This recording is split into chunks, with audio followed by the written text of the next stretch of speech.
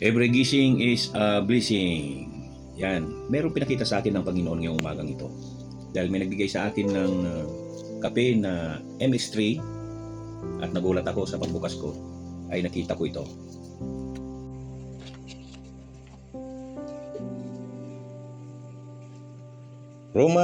Romans 6:23, for the wages of sin is death. Baliktarin natin. But the gift of God in Christ Jesus our Lord is eternal life. Wow. Ito basahin natin sa Bible. Romans 6:23, sapagkat kamatayan ang kabayaran ng kasalanan, ngunit ang walang bayad na kaloob ng Diyos ay buhay na walang hanggan sa pamamagitan ni Kristo Jesus na ating Panginoon.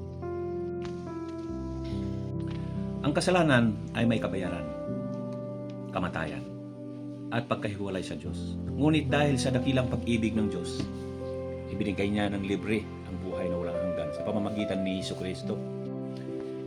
Hindi ito kayang pagtrabahuhan o bayaran ng tao. Ito ay kaloob ng biyaya ng Diyos para sa mga sumasampalataya sa kay Kristo. Masarap ang kape sa umaga, pero mas masarap ang salita ng Diyos sa bawat umaga.